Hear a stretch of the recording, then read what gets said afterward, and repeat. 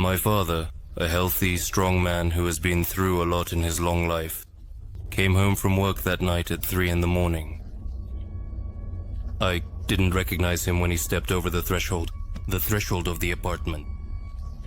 Pale as a mushroom, his hands were slightly trembling as he tried to take off his shoes.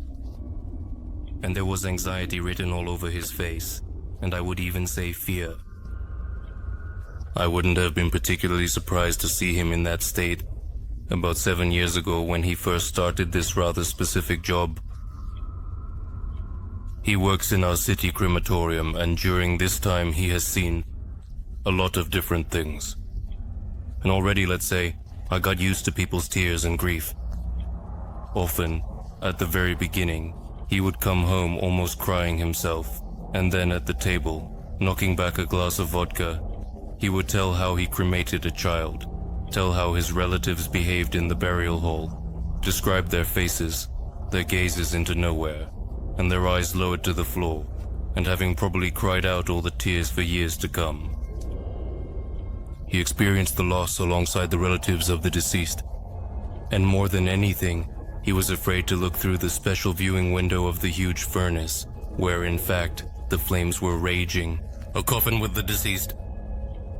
But a person, as it usually goes, is capable of adapting to get used to absolutely any conditions of life and work. And my dad was no exception. And cremating people became a routine for him. Just like a chef preparing a dish in a restaurant, or a mechanic fixing another car. I won't go into how and why he got that job. I'll just say that circumstances turned out this way. So he comes home in the middle of the night. I hadn't slept yet, so I caught him in that state. "Dad, what happened?"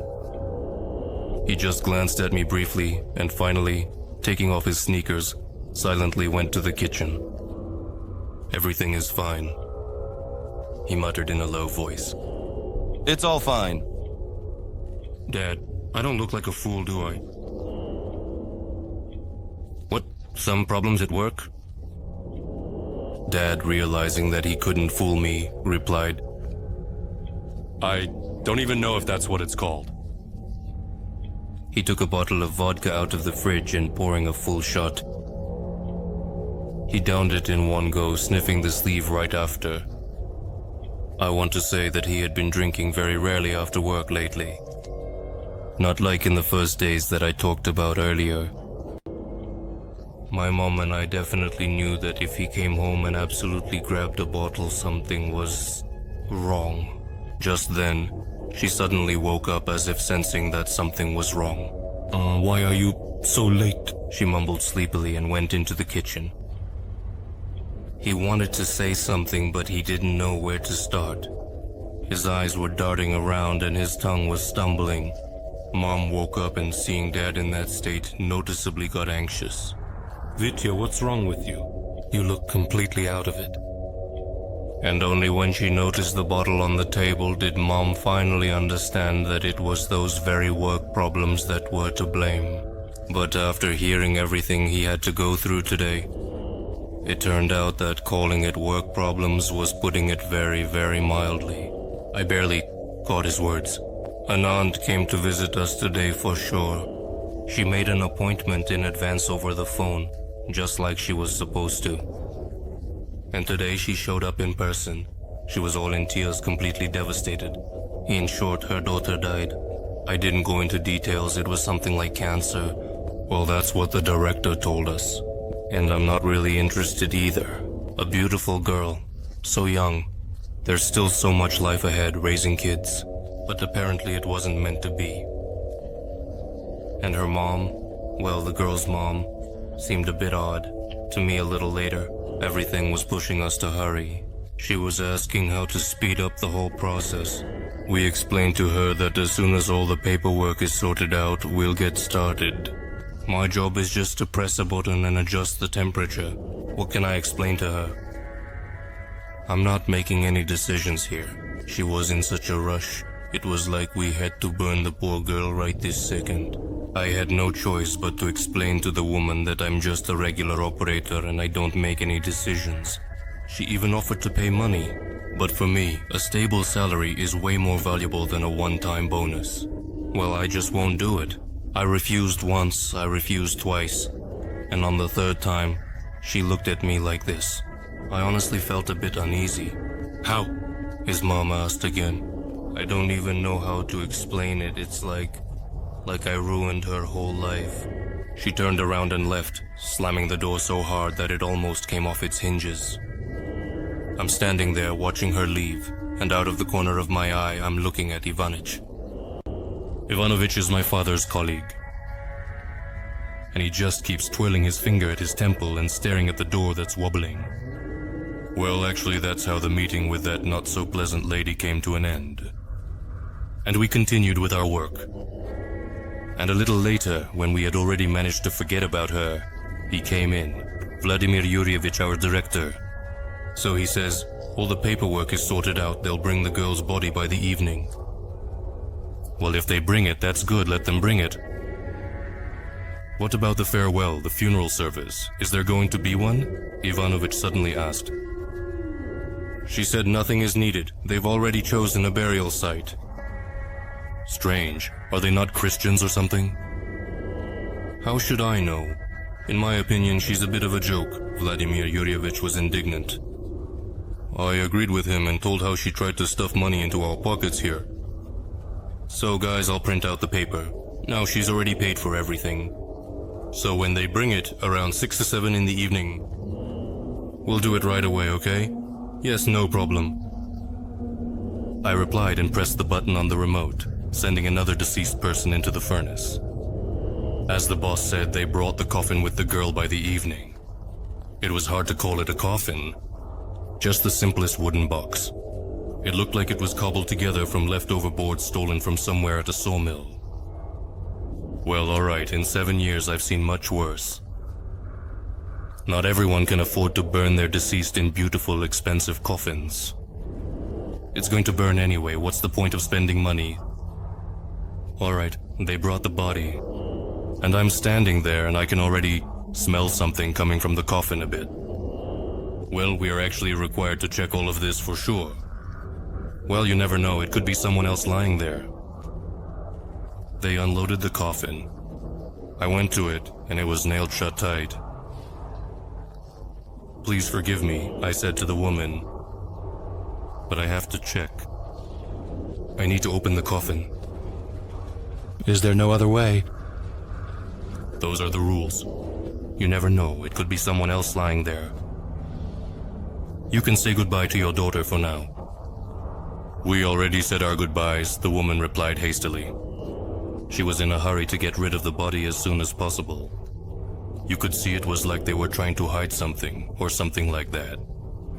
It looked exactly like that. It's all strange. It seemed that way to me back then. But I'm used to not asking questions and just doing what needs to be done. The paperwork is all in order. The boss gave the go-ahead. All that's left is to finish the job.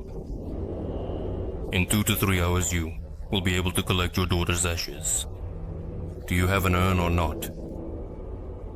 I don't have an urn. In that case, you can buy one from us. You'll have time to do that. Go down the corridor and to the right.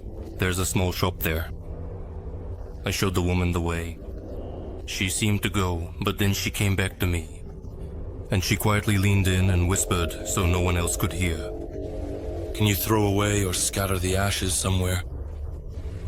I'm sorry, but I can't do that. As politely as possible, I replied, barely holding back from being rude to her. Your daughter died, you bitch. Not only did you not bother to buy a proper coffin, you didn't say goodbye, didn't pray, and now you want to throw away the ashes. Even though I don't usually meddle in other people's affairs, all of this seemed somehow abnormal. But, as is customary, the client's wish is law, and we had to fulfill it. The mother, sniffling, headed towards the shop, and Ivanich and I carried the coffin to the furnace. We barely found the damn crowbar to open it. We stood there, pulling out the nails one by one. And the more the lid opened, the stronger the smell of decay became. Is it already rotting in there or what? Ivanik hissed to himself. Well, judging by the smell, yes. I replied, and finally, having removed the last nail, we opened the lid. Indeed, there was a young girl lying in the coffin. I compared her face with the photograph. Yes, it was her. Although the body had already started to decompose in some places, the face was still intact. How long has she been lying there for it to start decomposing? The poor child. Ivanich grumbled again. The certificate says she died yesterday. That can't be. The colleague was surprised. She died yesterday and she's already starting to smell. And I look at the girl. Indeed, in some places, especially on the legs and on the stomach, just below the chest, there are spots where any moment now, worms could appear. All right, this is not our concern, I replied to the colleague.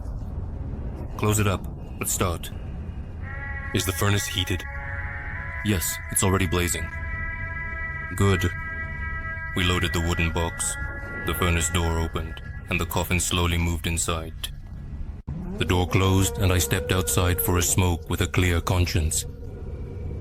Ivanik, on the other hand, doesn't smoke, so he stayed inside.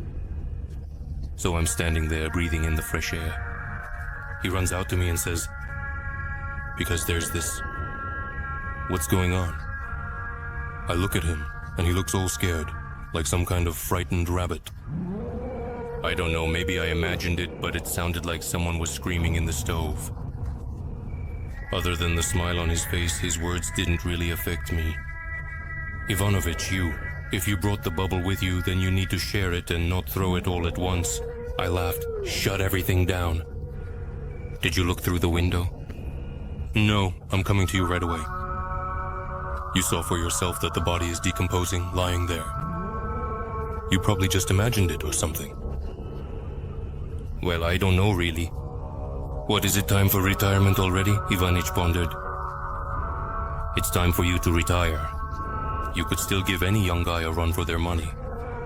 Let's go, see what that is. So we approach the stove, and we have a special heat-resistant window there. Well, to keep an eye on the process. I open it and look inside. There's a charred coffin lying there, but there's no fire. Everything is smoking, smoldering, but it's not burning. And the control panel for the stove has a red light blinking. At least the automatic gas shutoff in the stove is working. I'm standing there in confusion, staring out the window, and I don't know what to think. How can this be? What's going on there? Ivanik was asking questions. I've been working here for so many years. This is the first time I'm facing something like this. I checked and double-checked everything you see. I tried to turn the stove on again. Inside, everything started to hum, and flames appeared in the viewing window. Strange, Ivanich whispered. And what did you want? Technology. Sometimes it can be a bit temperamental. Yeah, it worked like clockwork for so many years, and then it just decided to break down. Well, coincidences happen. Not even 5 minutes passed before the story repeated itself. When we decided to take out the charred coffin and run the stove without it, and it was working just fine, some unsettling thoughts started creeping into my mind. So, we heated it up really well, and once again the coffin went inside. It seems like everything caught fire over there. I didn't move away from the window, watching to make sure nothing went out. The fire consumed the wooden box and was already getting close to the rotting body. So I'm watching, and I noticed that a hand moved near the corpse. It was extremely difficult to notice, but nonetheless I did. At first I thought I was imagining things, but with the column of fire inside, what could you even see? I was trying to calm myself back then. But when the furnace went out again, and the red light came on the control panel, a charred face of a girl was already staring at me through the window. As soon as I looked away for a second, Ivanovich wanted something from me. I turned back, and right in front of me is this face in the little window. So terrifying that I involuntarily started to cross myself and almost fell over. There was something alive in the furnace. I swear to you that was not the dead girl. Who was that? Wait, you definitely didn't drink at work, did you? Mom didn't believe him. Even I was having a hard time believing what my father was saying right now. Are you completely stupid? I don't drink at work at all. You don't believe me, do you? Go on, Dad, it's all good. A real devil was staring at me through the window. A naked human body, a woman's body, charred and burnt, with sagging breasts. And the head, first of all, was larger than a normal human head. And secondly, there were no eyes, mouth, or nose on the face, all covered with charred skin, and the face itself looked like it was sliced in half. It's all black in the middle, and in that darkness, it looks like worms are wriggling around, along with various insects. You don't believe me? Just a second, you'll believe me now. Dad went to the hallway and took his phone out of his jacket. He stared at me like that for about a minute. I managed to take a picture of it. The moment I saw the photo my dad showed me, my hair stood on end. And Mom let out a scream. I immediately dismissed Photoshop, editing, and all that, because my dad, like his colleague, is completely hopeless with their phones, let alone computers. And why would he do that? I've been to my dad's work many times, and I recognize that in the photo was indeed the same oven, and his scared reflection with the phone in his hands. There was no doubt about the length of the photographs, and already understanding that all of this was real, we continued to listen to the father's story. What the hell is this? Shouted Ivanich. And immediately after these words, the terrifying face disappeared from the window. Loud bangs came from the stove, strong blows. Whatever was sitting inside really wanted to get out, but the thick walls and the equally sturdy door held firm. Turn on the stove faster, do you hear? Shouted Ivanich, while I stood there like a half-wit, staring at this whole nightmare. My brain simply shut down completely, and I lost control over my actions. That's when Ivanich ran to the control panel and pressed the start button. Inside, it blazed up and such a wild roar erupted. Honestly, I thought I would crap my pants right there in the engine room. I can't even put into words what it was like, you understand? Some kind of damn train roar mixed with hundreds, if not thousands of human screams. And why were you standing there? You should have run the hell out of there, Mom inquired. I don't know why we were standing there. That's how primal fear works, you understand? Or maybe that damn thing took control over us. I don't know, I can't explain it. Father poured another shot of vodka, downed it, and continued. Yes, we eventually ran, but not immediately.